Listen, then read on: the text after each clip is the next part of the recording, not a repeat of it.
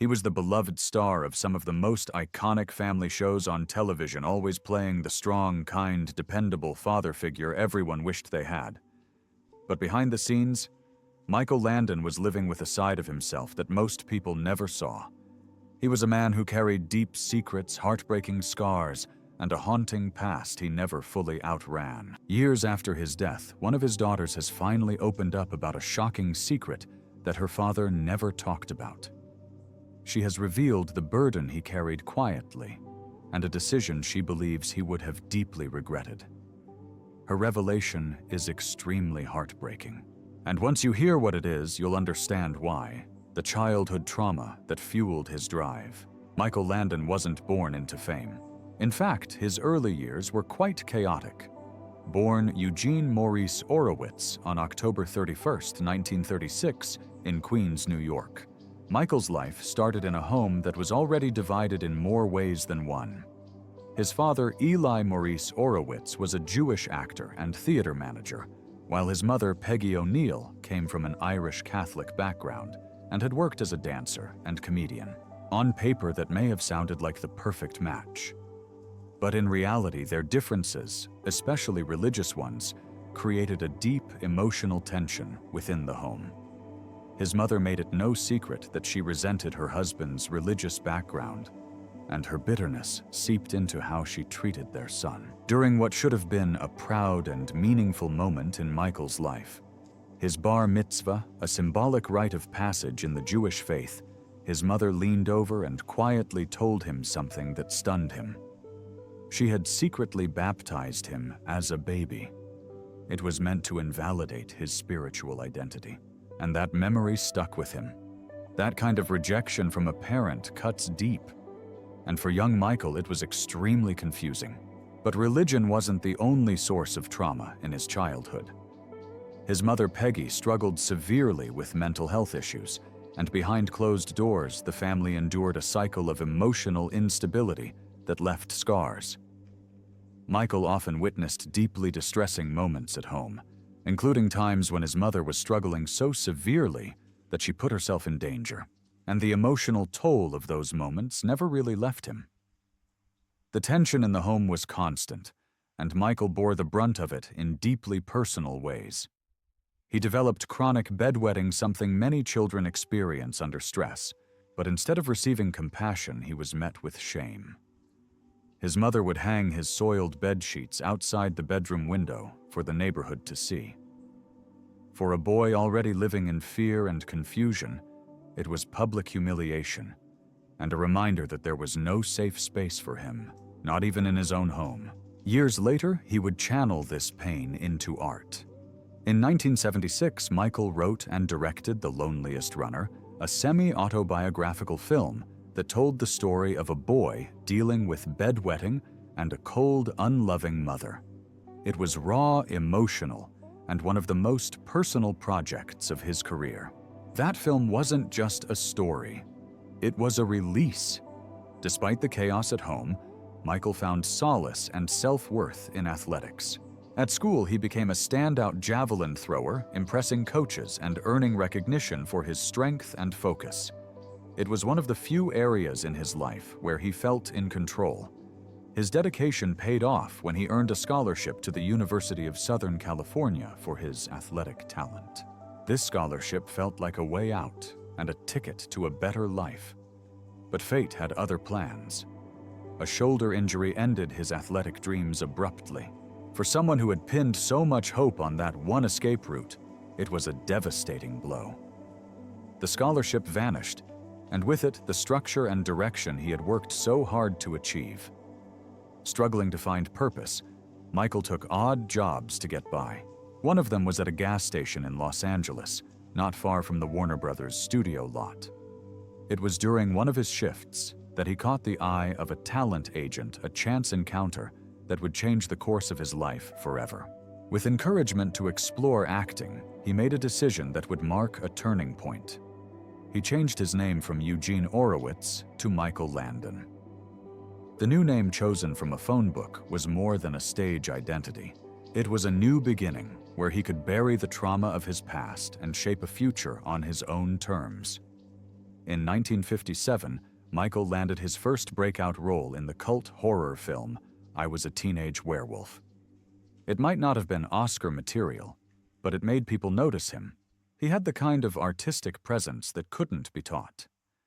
He stood out not just because of his looks, but because of an intensity behind his eyes that suggested he'd lived through more than he ever let on. Soon, bigger opportunities came, and when he was cast as Little Joe Cartwright in the long-running Western series Bonanza in 1959, it was clear that Michael Landon had arrived. The show became a massive hit, and Landon, with his rugged charm and deep emotional range, became a household name.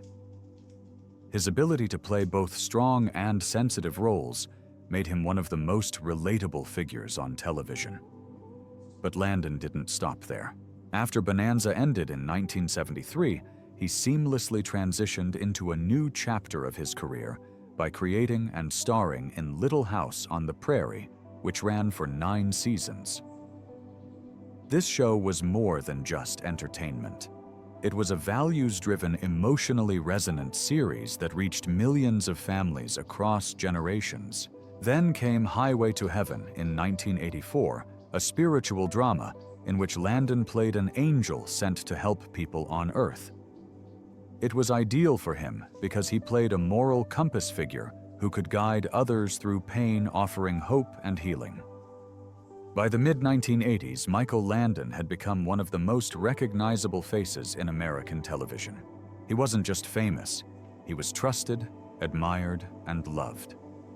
But even as he reached the peak of success, there were rumors and secrets that followed him, as well as stories that never made it into interviews or magazine covers. Although he never quite addressed some of them during his lifetime, one of his daughters eventually stepped forward to speak the truth. The hidden struggles that haunted Landon. Michael Landon may have radiated warmth and stability on screen, but behind the scenes he was wrestling with demons that never quite left him. The polished image of a loving father figure and spiritual guide on television masked a far more complex reality that was built on pain discipline and a desperate need for control. Landon later admitted that he coped with stress in unhealthy ways. He was a heavy smoker who also struggled with excessive alcohol intake, especially in his younger years, though he rarely appeared intoxicated publicly. For Landon, smoking and drinking weren't just habits, they were a form of self-medication. They dulled the anxiety, eased the pressure, and gave him momentary relief from a mind that never stopped racing. He once acknowledged that he used humor to mask his pain. He could disarm anyone with a joke or a grin, but that lightheartedness mostly hid something far darker. Beneath the charm was a relentless drive to stay busy and to keep moving. Landon's schedule was famously packed. As a writer, director, producer, and star of many of his shows, he poured himself completely into his work, sometimes to the point of obsession. Colleagues noted that he had an almost compulsive need to control every detail. Some saw it as a reflection of his perfectionism. Others suspected it was his way of keeping the chaos at bay. Work was where he had power, and where the outcome could be managed. It was nothing like the volatile household he'd grown up in, where emotional explosions could come at any moment. Unfortunately, even as his fame grew, personal tragedy was never far behind. In 1959, the same year Bonanza premiered and launched Landon into stardom, his father died suddenly of a heart attack. Landon was completely devastated, and the timing was cruel. At a moment when his career was just taking off, he was forced to grieve a loss that would leave a lasting impact on him. His father had been a complicated figure who was supportive in some ways, but also part of the fraught family dynamic that haunted Landon's early years. His death closed the door on the possibility of reconciliation, and that regret seemed to linger. Then, in 1973, tragedy struck again, this time involving his daughter, Cheryl. Though she wasn't his biological child, Landon had adopted Cheryl when he married her mother, Lynn No, and treated her as his own. That year, Cheryl was involved in a horrific car crash that left her seriously injured and claimed the life of her boyfriend. The accident devastated the entire family, and Landon was reportedly distraught and struggled to process the enormity of what had happened. Though Cheryl survived the trauma, added another layer of emotional weight to a man who was already carrying so much. But that wasn't the only struggle he had to face. Landon was often described as a generous and kind-hearted person, someone who gave crew members financial support, treated them like family, and made it a point to create a positive environment on set. But there was another side to him that most fans never heard about. Those who worked closely with him spoke of his controlling nature, his sharp temper, and the intense pressure he placed on himself and everyone around him. At times, his mood could shift quickly from playful and encouraging to cutting and impatient. And it was a contradiction many found hard to reconcile. Some of his colleagues blamed his behavior on the stress of running a major production, but those who knew him best believed it went deeper.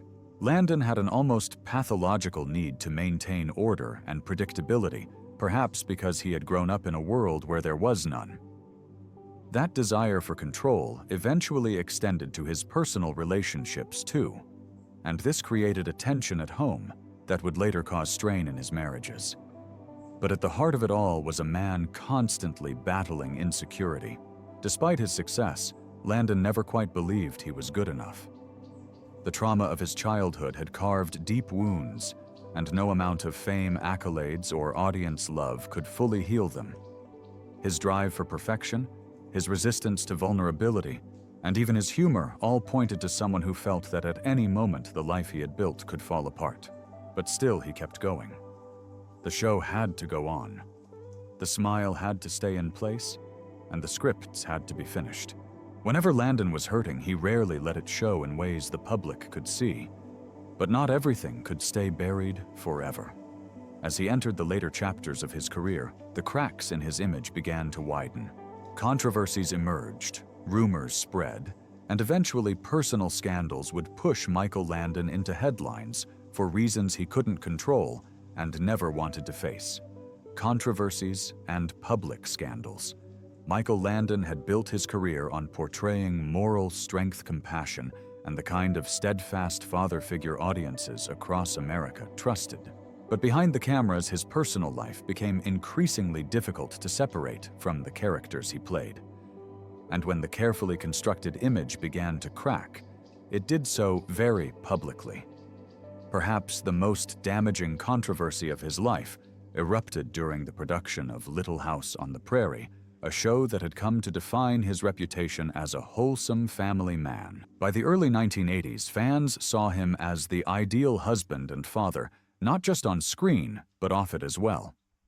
So when news broke that Landon had formed a romantic relationship with an aspiring actress on the show, it sent shockwaves through his fan base. The woman at the center of the scandal was Cindy Clarico, who was just 18 when she started working on the set. At the time, Landon was already in his early 40s, married, and a father to several children. Their connection, which initially began quietly, grew into something more serious, and eventually, it became impossible to hide. In 1982, Landon ended his nearly 20-year marriage to his second wife, Marjorie Lynn No. Together, they had raised 5 children, including Cheryl, who was Marjorie's daughter from a previous relationship, and whom Landon had adopted. The divorce hit hard, especially because it wasn't just a private matter. It was public, messy, and scrutinized from every angle. Many fans felt betrayed because they had idealized Landon's real-life marriage as an extension of his on-screen persona. However, after the divorce, his perfect image collapsed, and some viewed his actions as a personal failure, while others saw it as a reflection of deeper hypocrisy. For a man whose career was built on values like loyalty, integrity, and love, the affair was more than just a personal decision. It was a direct blow to his credibility.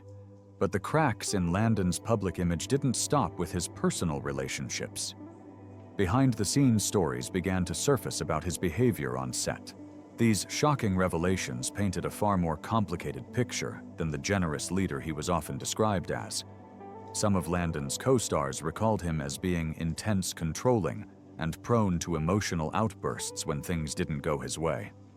There was even a quote circulating from a cast member on Little House on the Prairie, Alison Arngrim, who described him as mad, bad, and dangerous to know. This dramatic statement was extremely controversial because it contradicted everything audiences thought they knew about him.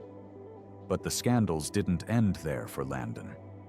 He was known to make inappropriate and playful remarks about his energy and vitality, even once joking that he owed it to bee pollen supplements, which he discussed frequently enough to make people uncomfortable. While some on set laughed it off, others found it inappropriate and invasive, especially given the family-oriented nature of the show and the presence of young cast members.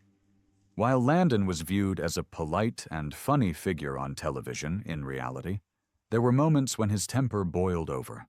Outside the studio walls, Landon's relationship with the media also became increasingly fraught. Early in his career, he had been open, friendly, and eager to share his story. But as the years passed, and particularly after the scandal with Cindy Clerico, he grew guarded and even defensive. He felt that journalists were less interested in his work and more obsessed with digging into his personal life.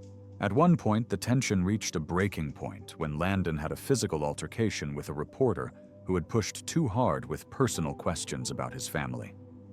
Landon himself later acknowledged the incident, and although it didn't get widespread coverage at the time, perhaps out of respect for his fame, it was known within Hollywood circles. For many, it marked a turning point. Landon, once celebrated for his easygoing charm, had become someone people approached with caution. In his later years, he became more private, choosing to retreat from interviews and limit his public appearances. Some attributed this shift to burnout, others to a desire to protect his third marriage and rebuild his family. But there was also the sense that Landon no longer trusted the public gaze and that he had been wounded by it and was unwilling to expose himself any further. Despite the controversy, he remained a respected figure in the industry. His contributions to television were undeniable, and his shows continued to resonate with audiences. But there was a quiet recognition that the man himself was not the flawless hero he often portrayed. He was layered, complicated, and like so many others, deeply human. Still, just as the conversation around him began to cool, another chapter that would once again draw millions of eyes back to Michael Landon began. Only this time, it wasn't about a scandal or a public fight. It was about something no amount of fame or strength could stop. The heartbreaking diagnosis. In the spring of 1991, Michael Landon was still very much in the public eye. He was working, planning, and spending time with his family seemingly as strong and tireless as ever. But in early April of that year, everything changed.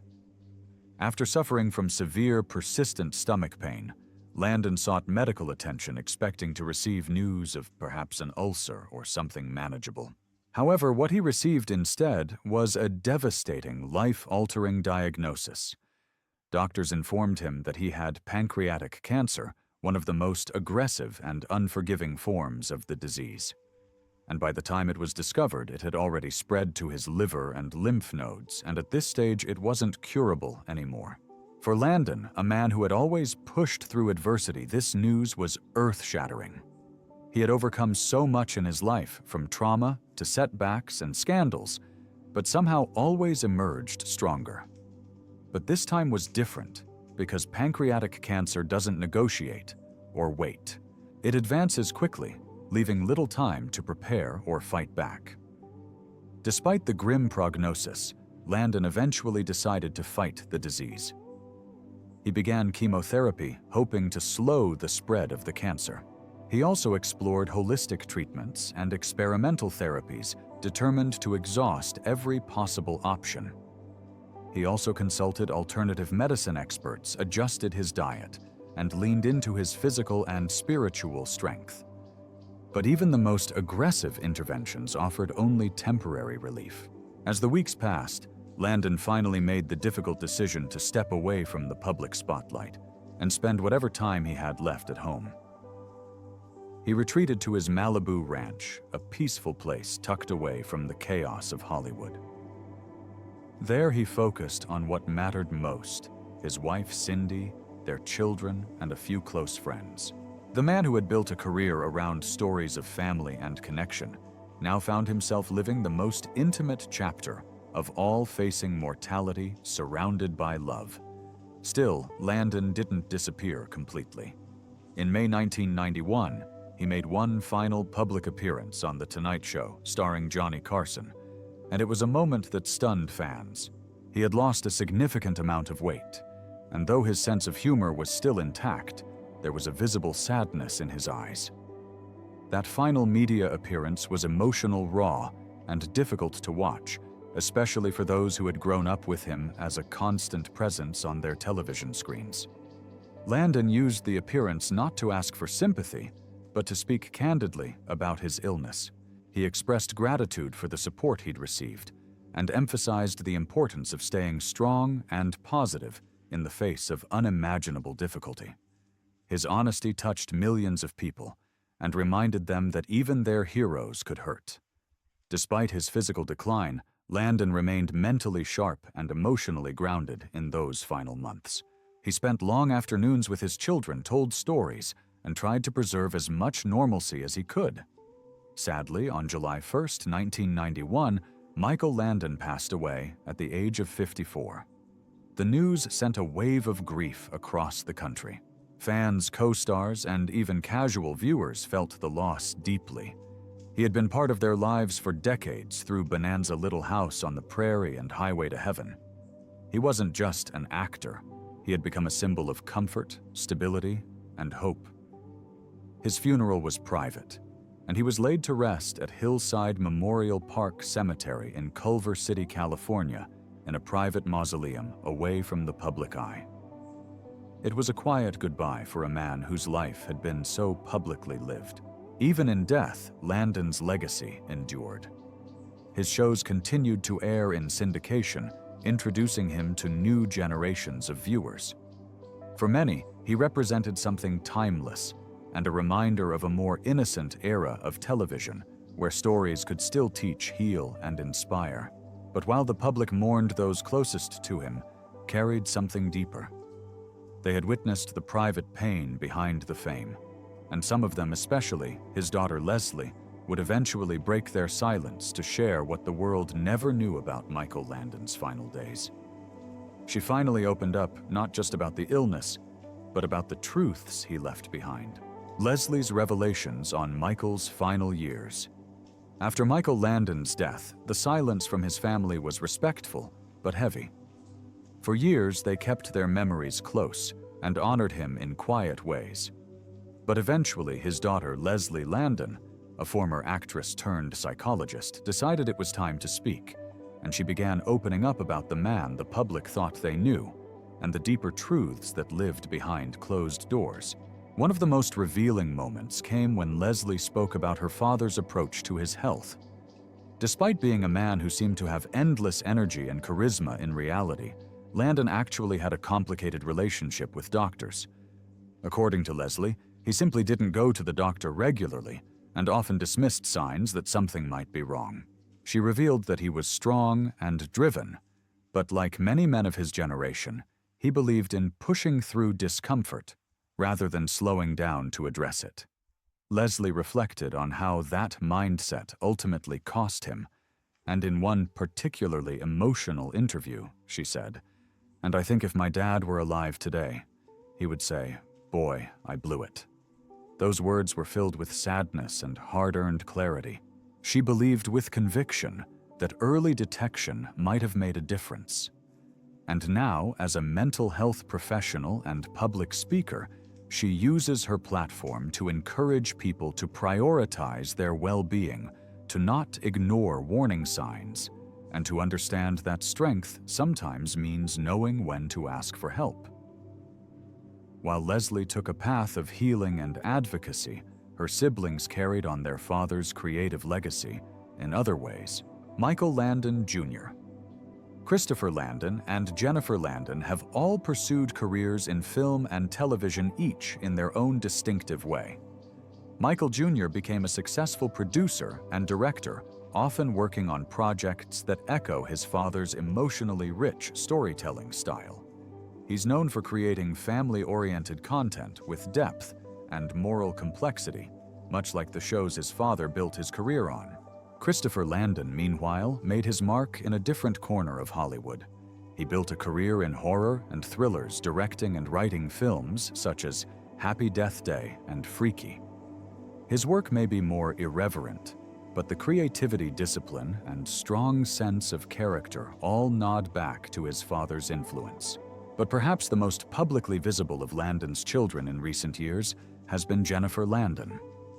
Audiences today know her as Teeter on the hit series Yellowstone, where she plays a tough, foul-mouthed, unforgettable ranch hand.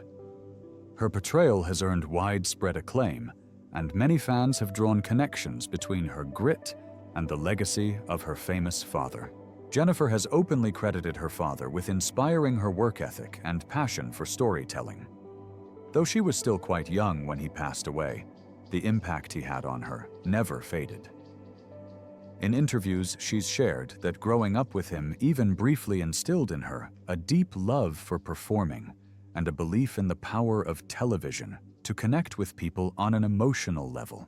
Her success is more than a tribute. It's a continuation of the Landon name in modern television. But one of the most touching contributions to Landon's legacy came not from the children he raised after Little House, but from the daughter who was there before it all began, Cheryl Landon. Cheryl Landon's eldest daughter from his second marriage wrote a deeply personal memoir titled I Promised My Dad. In it, she reflects on the unique bond they shared that was shaped not just by love, but by survival. After surviving that horrific car crash in 1973, Michael had sat by her hospital bed, holding her hand through surgeries and rehab, and never leaving her side.